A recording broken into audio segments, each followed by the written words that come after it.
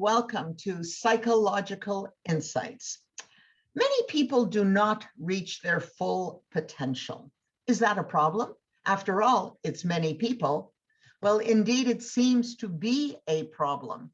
And today we'll be speaking to Dr. Robert Ham. He's a psychologist, an expert in all things psychological. I'm Pat Kazakov. Stay with me.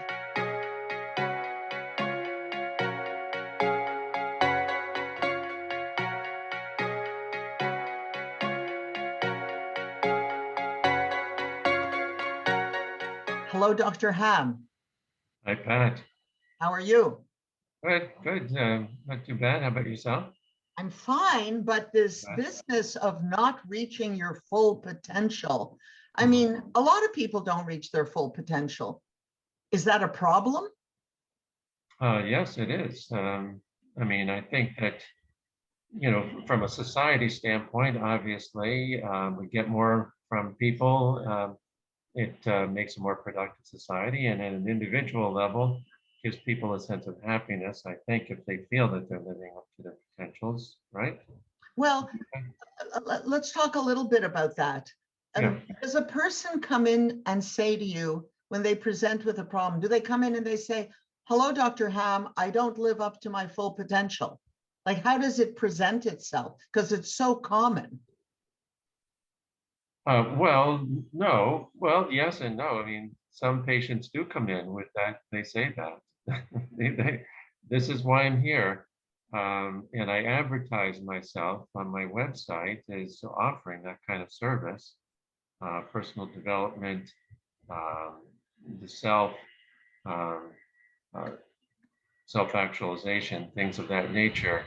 But no, most patients don't. And in fact, it's an insidious thing, I think, because some people don't even realize they're not reaching their potentials. And so they come in with a sense of malaise. I'm not happy. I'm depressed. They may identify a reason, or they may not know the reasons. They're engaging in addictions. And, there is related to that a sort of they're limiting themselves unconsciously in their lives. They're reaching below their potentials, and it's paying the price without realizing that's the reason. Right. So basically, they're coming in with other symptoms, and basically through you, the analysis, and through talking to you, they become mindful that the addiction is, I'm using the word addiction because it's the easiest one to identify. The addiction is not the problem. What the problem is what's leading to the addiction. Yes, that's right. An addiction is a symptom. It's a way of coping, unfortunately, a maladaptive way, of course. But it can be sort of symptomatic of something. And that's how I look at addictions. There are things that are pleasurable in life, and they get out of hand because they're a way to assuage the pain or the lack of happiness or fulfillment in life if a person isn't living up to their potentials. It could be for different reasons that a person is engaged in addiction. I can imagine. I'm thinking about about people I know, you know, we know, people like ourselves, and you have a person who's brought up in this society which is really focused on success and getting ahead and hard work. It's the Calvinist principle, hard work works. And they were the top person in their school. They were great students, or they were great athletes. And then they get to the next level. They get to, let's say, college. And guess what? Not so great, not so smart, and not the best. I can imagine that could be the source of trouble. Yeah, sometimes it does happen when people go to college or they get into life, that a different set of rules or a different population. Compare yourself. We do have a very competitive society, very achievement oriented. But if there's too much emphasis on achievement and not enough emphasis on what we can give, what we contribute, which I think has been a problem in our society for decades, uh, it can create a lot of disillusionment. You know, this kind of narcissistic quest to be all we can be, I think it's a, you know, it's an outgrowth of self-actualization, wanting to reach our potentials, gone awry because it isn't directed towards things that create a greater degree of fulfillment in life. And so if you're just trying to achieve things, but there's no other reason to achieve other than to achieve, it eventually becomes a rather empty endeavor. Uh, Hmm. yeah, one eventually pays the price. Well, I'm listening to you, and I'm that concept of achieving for the sake of achieving, but with no ulterior motive. I'm going back to those kids who were like first in their class, or the best athlete, or the best actress, or the best at whatever they did. Do you see a pattern among people who don't reach their full potential? Am I correct that they're like the best in their school, the best academically? Is there a pattern among people who don't reach their full potential? I'm not sure what you mean by is there a pattern? I Like, mean, is there a certain type of person that you can say, well, predictably, kids who are first in their class, well, they can't be first for the rest of their life, and there's a pattern that those people mostly seek your services?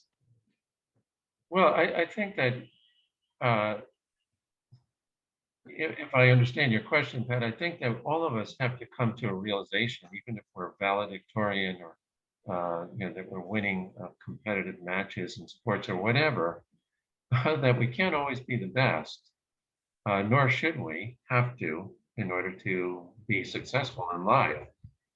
But some people, you know, if those, I believe that if those achievement drives are not channeled into meaningful endeavors that have value in more cogent ways, um, eventually one comes to a realization. Not only does achievement by itself really it doesn't have much meaning, but there's nothing else to base your self-worth on. And eventually, you're not going to be the best. We all have limitations. We all have fallibilities, but you have to come to a reckoning, and either you fly into a delusional state. No, I am the best, even if you lost. Uh, we won't make any personal references there. But you can feel like, Were you the valedictorian of your class? Is that what I'm hearing? no. I'm thinking of a public figure, but anyway. Yes, we're not going to be talking about No, public no, no, no. But anyway, either you go into a delusional state. No, I'm always the best. I have to be the best because nothing less than the best is acceptable. Or you go into a depression. No, I'm not the best, but I was supposed to be. So if being the best is all that matters in life, you have very little to stand on to make life meaningful or to have self-esteem. It eventually all comes crashing down as we grow older. But so, yeah, I mean, as you go into college, if you're not the best, that's one example. But it's much deeper and broader than that, you know, throughout life. It's not that narcissistic endeavor to be the best is a kind of a distortion of self-actualization to fulfill our potentials, and it eventually leads in it has a disastrous end of one sort or another. So, I mean, we're all brought up with the Protestant ethic, and we're all brought up with the ethics of capitalism. That's the generation that we come from. So how how do you align? And you often, I notice in these shows, you often bring up the concept of narcissistic behavior. That's something that is very, very common in when I speak to you. I hear that. So how does one align oneself for those people who have that issue with being the best? And clearly they're not. They know they're not the best anymore, but how do they get around that? What do you do to make them feel that it's fine not to be the best? Yeah, well, to try to instill in them that you don't have to be the best in order to be successful. That being the best is really, I mean, while I think that there is certainly when we're instilled in childhood to achieve all we can, and we live in a competitive society, I think there is a value in raising children to do their best and to applaud their efforts when they do succeed or when they win competitions or whatever. But if that's all you have to base your value on, it's so thin and it really meaningless in and of itself. It's narcissistic to believe that really what matters more than anything else is to be better than everyone else, to have more money or to be the best looking or the most athletic or whatever. It's a narcissistic endeavor. If it isn't channeled into things that have a richer payoff in life that make a contribution to society, I believe. Um, so what you do with a patient like that who's narcissistic is you try to instill in them the idea that you don't have to be the best to be successful. Well, but is that, I mean, that's a difficult, I guess I speak from personal experience, but it's a difficult thing to to grasp, because this concept of self-actualization that you're talking about, it wasn't invented in the first year of your birth or the second or the third. It's a way, it's a paradigm of life. It's how you think. And all of a sudden, you're not going to think that. All of a sudden, you're not going to push to the outer limits of your capacity. Like, what gives? How do you change a person's mindset? Like, how do Well, you really do that? no, I'm not saying you shouldn't try your best. I'm just saying that in order to uh, deal with whatever suffering is created by believing that you always have to be the best. Right. What you're Uh, telling me is that you still have to try your best, but when the best doesn't become the best, that's the time that you have to learn how to deal with that. That's what Dr. Ham does. He teaches you how to deal with not being the best, that it's fine, that you can still be successful if you didn't win the tennis game that day. no, well, let me make a distinction here, because as I hear you talking, there's a bit of a confusion, a conflation, I think, of two ideas. One is doing your best, and the other is being the best. So what I'm saying is that I think there is value in instilling in our children that we expect them to do their best, to give it their all, to invest yourself. Um, but that is not the same as believing that you have to be a winner. You have to beat other people. You have to, get the best, get the awards. Nothing less than being, on top is acceptable. Like that, uh, if that um, philosophy that you instill in your children, if it isn't tempered with an acceptance of who children are, even if they don't if they're not the best, if they don't get the trophy, and not channeling those drives into socially redeeming uh, uh, uh, um, rewards in life, investments, um, and that's going to create a problem then. It's going to create a problem where a person cannot accept themselves unless they are the best. Uh, so I think it is important to instill in our children to do their best. But if they are not the best in so doing, uh, we want to give them that sense of security that what really matters is that they're doing their best and that we want to channel again that energy into endeavors that have a richer payoff in life for oneself and for others. That's, I believe that quite strongly. Yeah, I mean, I can hear the belief, but I'm just Huh. wondering how it translates in the person. I mean, do you talk to them? Like, do you use the words like self-actualization, or do you use those words when you're talking to a patient?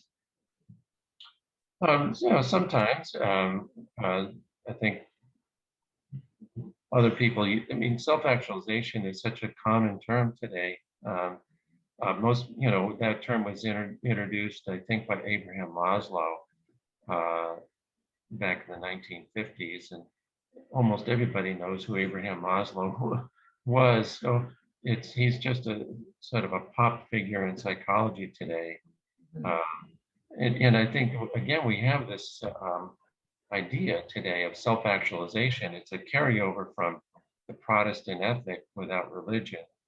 Um, uh, it's an idea that I think most people have in mind as a benchmark by which they judge themselves as successful or not. But it's a problem when it isn't directed into endeavors that have a richer payoff in life for oneself and others, is what I'm saying. If all achievement, its value is just for achievement for its own sake, I think it's so thin and meaningless and precarious because once again, you cannot always be the best. And it eventually leads to disaster in a person's life in one way or another. Yeah, I'm listening to you, and I'm thinking you talked about Maslow, but this theory of living to the fullest doesn't necessarily produce happiness was also introduced by the Greek philosopher Aristotle. I mean, it's not a new philosophy, but we still don't seem to have mastered what you have to do to feel good if that's the kind of person you are. If you're so motivated by achievement, um, and it doesn't create a full life for you, I mean, how do you turn that switch? I think I'm asking the same question over and over again because I'm really interested in how you turn the switch. How do you engage in activities that are fuller for you, that your whole lifetime you engage in achievement for the sake of achievement, and now you're trying something new? Like, do you tell people go into other activities? Like, what do you say to change that paradigm? Well, I don't. I think that to some degree, I mean, I think it is important to disengage from always trying to be the best or do your best. We all need time to relax and enjoy life, and the yin and yang of life. I mean, that's why we have mindfulness, meditation, kinds of concepts in psychology today to help people to develop that more yin side of themselves, that this more passive, receptive way of being. But I think in order to find fulfillment in life, I think that one can invest oneself in all of, I believe that it's so important that we challenge ourselves, learn new things, engage in competitive activities, whatever it is, whether it's running marathons or playing competitive bridge or whatever it is. I think that there's a sense of fulfillment in being able to challenge yourself, learn new things, and it's enjoyable to compete for many people. And so I'm not saying you shouldn't do that, and it can give fulfillment in life. But again, if one develops this idea that the main purpose of doing things in life or of one's existence is to beat everybody else, is always to win, you're going to have a problem. You're going to have a big problem, especially as you get older. There's not much there in your foundation to create a meaningful life. And you're going to have a lot of difficulty in accepting when things don't go as you expect them to go, you know? So no, you should not, I think, necessarily relinquish that competitive spirit. So What, what are the different symptoms when people come into your office and you discover that this is really the basis of their problem? But what are the different symptoms that people come into your office with, the general, 5 or 6, that they come in with this problem, but it's really not this problem. These are just the consequences and the symptoms of the problem.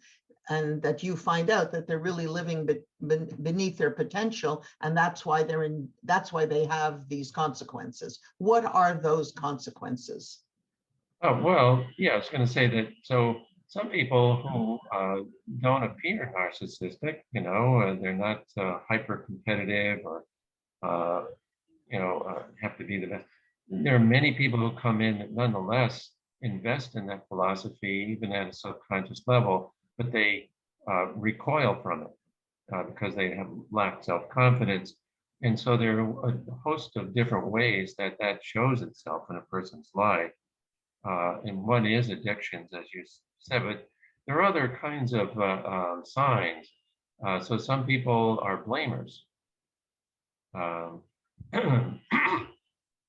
So they always have excuses why they can't be all they can be or why they're not more successful in life. So one of the favorite targets is our parents and our childhoods. So that, can be, a very easy target that prevents oneself from taking responsibility. Or related to that is when people scapegoat or abuse other people, so that makes you feel better than, and you become hostile or are destructive to other people in your life because it makes you feel powerful or bigger and more successful. That's a very destructive way of coping that suggests that a person is not right with themselves, that they don't accept themselves. What about sour grapes and what you call paralysis by analysis? Right. Explain those. Explain that.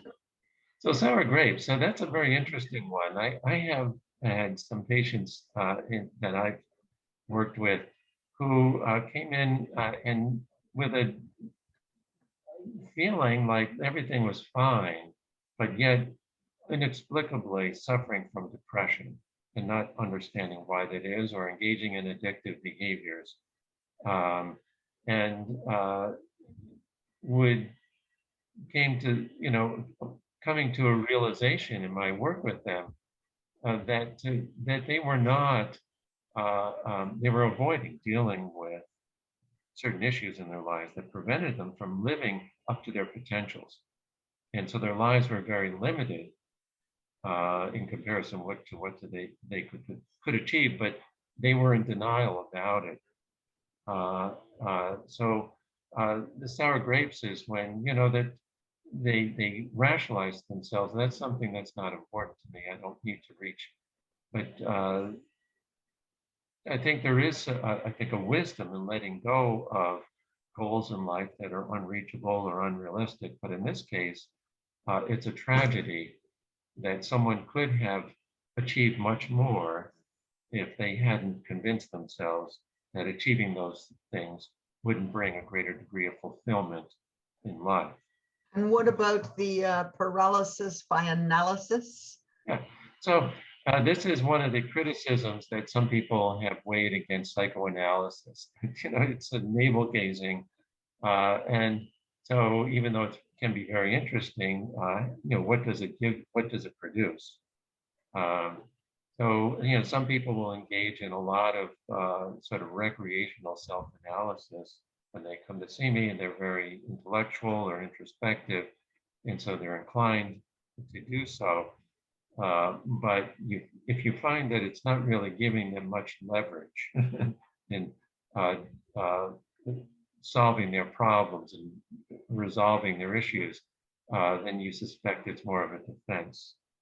Mhm. Well, I'm listening to you, and of course, there are certain things that everybody identifies with. There, and everybody, as we listen to you, we say, "Oh, I know this, and I know that, and I'm this." So the concept of paralysis by analysis, or sour grapes, or blaming people. Blaming people is the big one. Blaming your parents, blaming your environment, blaming your school. But I hope that people listen to this show. I think it's really, really important. I think it hits most people most of the time at some point in their life. So thank you very much, Dr. Ham. It's always a pleasure to talk to you. It's always interesting, and I can always see myself in something you say, which is which is a problem also. But thank you very much, and we'll see you next month. And I'm looking forward to the next topic, as I always do. Same here, Pat.